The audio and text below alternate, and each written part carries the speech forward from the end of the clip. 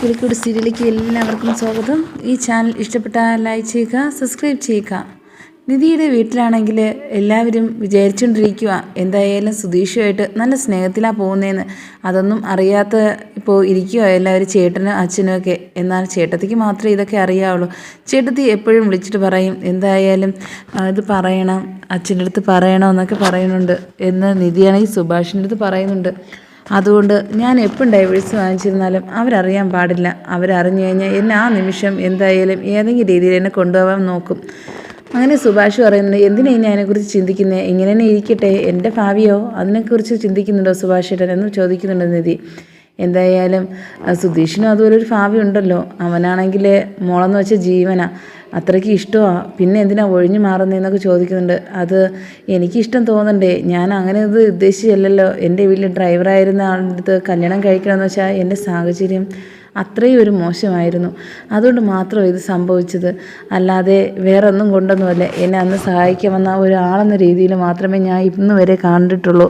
വേറെ രീതിയിൽ എനിക്ക് സുധീഷിനെ കാണാൻ പോലും കഴിയുന്നില്ല എന്ന് പറയുന്നുണ്ട്. എൻ്റെ ഓഫീസിലെ ഫ്രണ്ട്സൊക്കെ എപ്പോഴും കളിയാക്കും, നീ എന്താ ഇങ്ങനെ ഒറ്റയ്ക്ക് ഇരിക്കുന്നതെന്ന് പറഞ്ഞ്. പക്ഷേ ഞാൻ അടുത്ത് മിണ്ടാത്ത സ്വഭാവമായി കഴിഞ്ഞത് ഇവിടെ വന്നേ പിന്നെയാണ്. എന്തായാലും നിങ്ങളുടെ കൂട്ടുകൂടിയ പിന്നെയാണ് എനിക്ക് ആ ഒരു ഇത്തിരിയും ഇവിടെ സംസാരിക്കുന്നത്. അതുപോലെ തന്നെ ഓഫീസിലാണെങ്കിൽ എല്ലാവരും പറയാറുണ്ട്, നീ ആണെങ്കിൽ വീട്ടിൽ ഇതുപോലെയാണോ എന്നൊക്കെ ചോദിക്കാറുണ്ട്. അതുകൊണ്ടാണ് അവരെ വീട് കാണാൻ വേണ്ടി തന്നെ അന്ന് വന്നത്. അവർക്ക് ഇവിടെ എല്ലാവരും ഇഷ്ടമായി. അതുപോലെ തന്നെയാണ് സുഭാഷ് ചേട്ടനെ ഒത്തിരി ഇഷ്ടമായി, നിതീഷിനെയും അതുപോലെ തന്നെ ഹരീഷിനെയും. ഇത്രയും ചേട്ടന്മാരും അനിയന്മാരും തന്നെ കിട്ടിയില്ലേ എന്നൊക്കെ ചോദിക്കുക എൻ്റെ അടുത്ത്.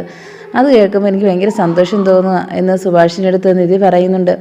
ഭാസ്കരനാണെങ്കിൽ മുറ്റത്ത് ഇങ്ങനെ ചാരുകസേരയിൽ ഇരുന്ന സമയത്താണെങ്കിൽ ഹരീഷിൻ്റെ കാമുകിയായ നീതുവിൻ്റെ ചേട്ടനൊക്കെ വരുന്നുണ്ട്.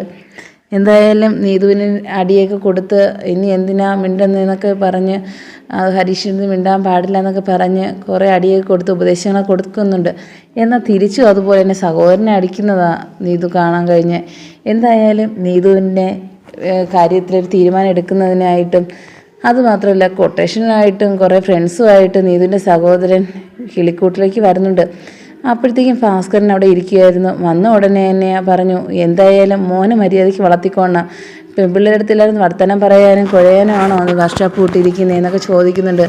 അപ്പോഴത്തേക്കും ഭാസ്കരൻ ചോദിക്കുന്നുണ്ട്, എനിക്ക് മനസ്സിലായില്ല, എൻ്റെ പെങ്ങൾ വരുമ്പോഴത്തേക്കും അവനിത്തിരി സംസാരം കൂടുതലാണ്, അതൊന്ന് നിർത്തിക്കൊടുക്കണം. അതുമാത്രമല്ല അവർ തന്നെ പ്രേമത്തിലെന്നാണ് പറയുന്നത്, അവരുടെ ഒഴിഞ്ഞു മാറിക്കൊള്ളണം. ഈ കുടുംബത്തിൽ പറഞ്ഞേക്കാളും അവൾ വീട്ടിൽ കല്യാണം കഴിക്കാതെ ഇരിക്കുന്നതാണ് നല്ലത് എന്നൊക്കെ പറയുന്നുണ്ട്. ഇത് കേട്ട് ഭാസ്കരൻ പറയുക, നീ ആരാ ഇതൊക്കെ പറയാൻ വേണ്ടി? എൻ്റെ മോൻ സ്നേഹിച്ചിട്ടുണ്ടെങ്കിൽ അവൻ കൊണ്ടുവരും, അല്ലാതെ നിൻ്റെ ഉപദേശം തേടേണ്ട കാര്യം എനിക്കില്ല. കൊട്ടേഷനാണെങ്കിൽ എനിക്കും അറിയാം കൊട്ടേഷൻ തരാൻ. അതുമാത്രമല്ല ഗുണ്ടകളെ എത്ര എണ്ണം കൊണ്ടുവന്നാലും ഞാൻ ഒരാൾ മതി കേട്ടോ എന്നൊക്കെ പറഞ്ഞ് ഭാസ്കരൻ ഇങ്ങനെ പറയുന്ന കേട്ട് സുഭാഷ് ഇറങ്ങി വരുന്നുണ്ട്. സുഭാഷിൻ്റെ അടുത്തും പറയുന്നുണ്ട്, എന്തായാലും അനിയനൊന്ന് മര്യാദയ്ക്ക് വളർത്തിക്കൊള്ളണം. എൻ്റെ പെങ്ങളെ ബേക്കിൽ നിന്ന് അവൻ നടക്കുന്നത്, എന്തായാലും അത് നിർത്തിക്കൊള്ളണമെന്ന് പറയണം, അല്ലെങ്കിൽ സംഭവം മാറുമെന്ന് പറയുന്നു. എന്ത് സംഭവം മാറാൻ? അവൻ ഇഷ്ടപ്പെട്ടിട്ടുണ്ടെങ്കിൽ കൊണ്ടുവരും. അത് ഈ തറവാട്ടിലെ ഒരു നിയമമാണ്. ഒരാൾ ഇഷ്ടപ്പെട്ട് കൊണ്ടുവന്നു, അറിഞ്ഞില്ലേ നീ? അതുപോലെ തന്നെ ഹരീഷ് ഒരു പെണ്ണിനെ ഇഷ്ടപ്പെട്ട് കൊണ്ടുവന്നിരിക്കും കേട്ടോടാ എന്നൊക്കെ പറയുന്നുണ്ട് ഭാസ്കരൻ. ഇത് കേട്ടിട്ടും നീതുവിൻ്റെ സഹോദരൻ പറയുക, ഇങ്ങനെയാണെങ്കിൽ അടിയുടെ കുറവ് തന്നെയാണ് നിങ്ങൾക്ക് എല്ലാവർക്കും ഉള്ളത്, എങ്കിലും തുടങ്ങാമല്ലേ എന്നൊക്കെ ചോദിക്കുക. അങ്ങനെ ഭാസ്കരനും നിതീഷിൻ്റെ എല്ലാവരും കൂടെ ആയിട്ട് അടിയൊക്കെ തുടങ്ങുക. അങ്ങനെ അടിച്ച് അവസാനം അവരെ ഓട്ടിക്കുക എല്ലാവരും കൂടെ, സുധീഷ് എല്ലാവരും കൂടെ. അതിന് ഭാസ്കരന് നല്ല കൊടുക്കുന്നുണ്ട് നീതുവിൻ്റെ സഹോദരന്. ഇനി മേലാൽ ഇനി പേരും പറഞ്ഞ് ഇങ്ങോട്ട് വരില്ലെന്ന് പറഞ്ഞ് അവരെ അടിച്ചോടിക്കുക. എന്തായാലും ആ ഒരു അടി കഴിഞ്ഞിരിക്കുന്ന സമയത്താണ് നിധി വരുന്നത്. നിധി പറഞ്ഞ്, എന്താ ഇവിടെ അവർ ആരാ എന്നൊക്കെ ചോദിക്കുന്നുണ്ട്. അതാണെങ്കിൽ ഒരു പ്രേമ പ്രശ്നമോ. ഹരീഷാണെങ്കിൽ ഒരു കുട്ടിയെ സ്നേഹിക്കുന്നെന്ന് അന്ന് വന്ന ആ നീതുവിൻ്റെ സഹോദരന് കൂട്ടുകാരനോ ഇവിടെ വന്ന് ബഹളം വയ്ക്കാൻ വന്നതാണ്. അവനെ ഇനി മര്യാദ വിലക്കണമെന്ന് പറഞ്ഞ്. അത്രയ്ക്കായോ? എന്തായാലും അതൊരു പ്രശ്നമാണല്ലോ. ഇനി അവർ കേസ് വല്ലതും കൊടുക്കുമോ? കേസ് കൊടുക്കാൻ എന്താ, ഇങ്ങോട്ട് വന്ന് അടി കൂടിയല്ലേ, കേസ് കൊടുക്കണമെങ്കിൽ കൊടുക്കട്ടെ, നമ്മളാണല്ലോ അങ്ങോട്ട് പോയ അടി കൂടാൻ എന്ന് ഭാസ്കരൻ പറയുന്നുണ്ട്. മോള് കയറി ഇരിക്കുക എന്നൊക്കെ പറയുന്നുണ്ട്. അങ്ങനെ നിധി പറയുക, എന്തായാലും മിണ്ടാതെ നടക്കുന്ന ചെറുക്കനാ, അവനാണെങ്കിൽ പ്രേമിക്കാനൊക്കെ അറിയാവോ എന്നൊക്കെ ചോദിക്കുന്നുണ്ട്. അത് അന്ന് വരെ നീതുവിൻ്റെ ഒന്ന് ഒഴിഞ്ഞു മാറി നടന്നതാണ്, ഇപ്പോൾ ഇഷ്ടം പറഞ്ഞെന്നാണ് പറയുന്നത്. എന്തായാലും ഇപ്പോൾ രണ്ടുപേർക്കും ഇഷ്ടത്തില്ല. അതിനി കല്യാണം നടത്തി കൊടുക്കണമെങ്കിൽ അത് നടത്തി കൊടുക്കാം. പക്ഷേ ഇത് വീട്ടുകാർ കലിപ്പില്ല. അറിഞ്ഞില്ലേ, അവൻ്റെ ആ പെങ്ങളെ തൊട്ട് കഴിഞ്ഞാൽ ഇനി അവനെ ശരിയാക്കുമെന്നാണ് പറഞ്ഞിരിക്കുന്നത്. എന്തായാലും ഏതുവരെ പോകുമെന്ന് നോക്കാം എന്ന് പറയുന്നുണ്ട്. അങ്ങനെ ഹരീഷ് ജോലിയും കഴിഞ്ഞിട്ട് വൈകുന്നേരം വരുന്നുണ്ട്. എല്ലാവരും ഇരുന്ന് പറയുന്നുണ്ട്, എന്തായാലും നീ കാര്യം അറിഞ്ഞോ, നീതുവിൻ്റെ സഹോദരൻ വന്നിരുന്നു. നീ ആ കൊച്ചിൻ്റെ പ്രേമമെന്നോ നിന്നെ ഇനി മര്യാദ വിലക്കണമെന്ന് പറഞ്ഞു. നിനക്ക് എന്താ പറയാനുള്ളത്? ഞാൻ എന്ത് ചെയ്യാൻ, എൻ്റെ ബാക്കിൽ നിന്ന് നടക്കുമോ? ഞാനാണെങ്കിൽ അവിടെ ജോലി ചെയ്തുകൊണ്ടിരിക്കുമ്പോൾ എപ്പോഴും വരും എൻ്റെ അടുത്ത്. അവിടെ അമ്മമാരോട് ചോദിച്ചാൽ അറിയാമല്ലോ, ഞാൻ ഇനി എന്ത് ചെയ്യാനെന്നൊക്കെ പറയുന്നുണ്ട്. അത് ഇഷ്ടം കൊണ്ടല്ലേ വരുന്നേ എന്ന് സുധീഷ് പറയുന്നുണ്ട്. ഓരോരുത്തർക്ക് ഇഷ്ടം കണ്ടില്ല എന്നടിച്ചില്ലേ നടക്കുന്നത്. ഇവിടെയാണെങ്കിൽ ഇഷ്ടം അറിഞ്ഞിട്ട് പോലും ഇവിടെ കണ്ടില്ലേ. ഇതൊക്കെ ആയിരിക്കണം, കണ്ടു പടി എന്ന് പറയുന്നുണ്ട്. ഇത് നിധി കേട്ടിട്ട്, നിധിയെ ഉദ്ദേശിച്ചാണ് പറഞ്ഞ്, നിധി കേട്ടിട്ട് പറയുക, എല്ലാവരും ഒരുപോലെ അല്ലല്ലോ, പിന്നെ എന്തിനാ എന്നെ ഉദ്ദേശിച്ച് പറയുന്നത്? എൻ്റെ അടുത്ത് പറയേണ്ട കാര്യമൊന്നുമില്ല കേട്ടോ സുധീഷേ എന്ന് പറയുന്നുണ്ട് നിധി. ഇത് കേട്ടതും സുഭാഷ് പറയുന്നുണ്ട്, ഇനി രണ്ടുപേരും കൂടെ അങ്ങോട്ടും ഇങ്ങോട്ടും വഴക്കൊന്നും കൂടണ്ട, എന്തായാലും അവിടെ പറഞ്ഞു തീർന്നു. ഹരീഷിൻ്റെ കാര്യമല്ലേ പറഞ്ഞത്. അപ്പം നികേഷ് പറഞ്ഞു, എന്തായാലും ചേച്ചി ഇനി ഒരാളൂടെ ഈ വീട്ടിൽ വന്ന് നല്ല രസമായിരിക്കുമല്ലേ. ആദ്യം നമുക്ക് ഒരു കാര്യം ചെയ്യാം, സുഭാഷേൻ്റെ കല്യാണം നടത്താം. സുഭാഷേൻ്റെ കല്യാണം നടത്താൻ ചാന്ദിനി ഇനി സമ്മതിക്കണ്ടേ? ആ നാട്ടിൽ പോയോ അതോ ഇവിടെ ഉണ്ടോ ഒന്നും അറിയാൻ പാടില്ലല്ലോ. അപ്പോൾ സുഭാഷ് പറയുക, എന്തായാലും ആദ്യം സുനന്ദയായിരുന്നു, ഇപ്പോൾ ചാന്ദിനി. എല്ലാവരും കൂടെ എന്നെ ഇട്ട് എത്ര പേരെ എന്നെ കല്യാണം കഴിപ്പിക്കും? എനിക്കിനി താല്പര്യമില്ല, എനിക്ക് സമയമാകുമ്പോൾ നടക്കട്ടെ. ചാന്ദിനി വെച്ചെന്ന് എന്നെ ഇനി പറഞ്ഞു പോവില്ലെന്നൊക്കെ പറയുന്നുണ്ട്. ഏതായാലും നടന്നാലും നമുക്ക് ഒരുപോലെയല്ലേ. എന്തായാലും നടക്കട്ടെ കല്യാണം. ഭാസ്കരൻ പറയുക, ഏത് കുട്ടിയായിരുന്നാലും നല്ല മര്യാദയുള്ള നിധിയെപ്പോലെ നല്ല ഒരു കുട്ടിയായിരിക്കണം ഈ തറവാട്ടി വന്ന് കയറാൻ. അത് മാത്രമേ ഉള്ളൂ എൻ്റെ ഒരു ആഗ്രഹം എന്ന് പറയുന്നുണ്ട്. അപ്പം ഹരീഷ് പറയുക, എന്തായാലും നിധി ചേച്ചി പോലെ തന്നെയാണ് നീതു, അതെനിക്ക് ഉറപ്പാണ്, അതെനിക്ക് സംസാരിക്കുമ്പോൾ മനസ്സിലാവും.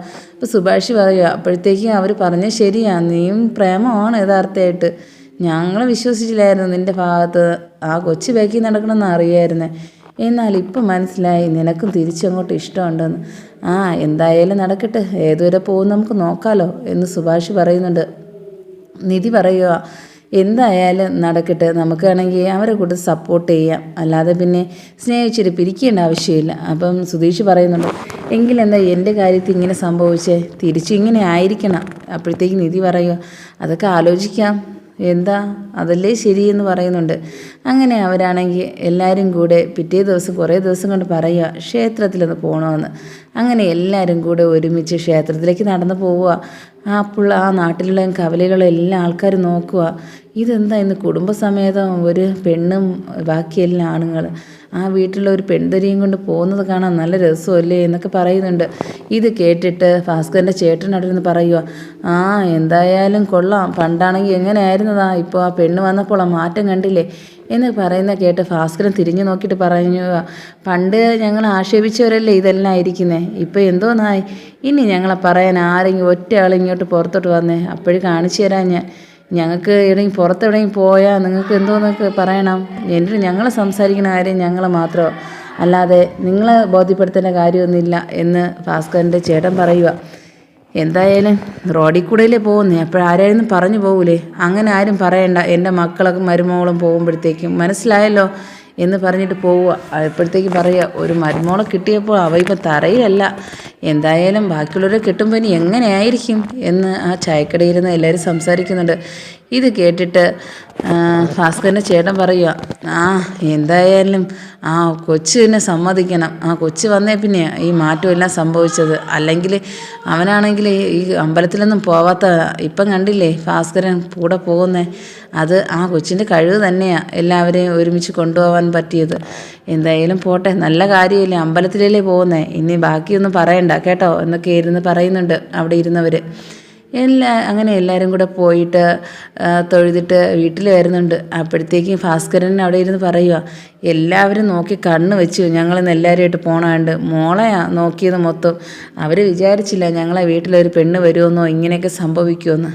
എല്ലാവർക്കും ഒരു ഞെട്ടലായി നമ്മളിന്ന് എല്ലാവരുമായിട്ട് ഒരുമിച്ച് പോയപ്പോഴത്തേക്ക്. ഇനി അങ്ങനെ ആയിരിക്കണം കേട്ടോ മോളെ എന്ന് നിധിയുടെ അടുത്ത് പറയുന്നുണ്ട്. നിധി ഇത് കേട്ടതും, ശരിയായി ഞാനും ശ്രദ്ധിച്ചായിരുന്നു, എന്തായാലും അച്ഛൻ ഇങ്ങനത്തെ വീടായിരുന്നില്ലേ ആഗ്രഹം, ഇനി ഇങ്ങനെ ആയിരിക്കണം ഇനി ഒരു ദുശീലമൊന്നും പാടില്ല, ഇനി പുക വലിക്കാനൊന്നും പാടില്ല, അതുപോലെ തന്നെ മദ്യപാനം നിർത്തണം, എനിക്കതാ ഇഷ്ടം.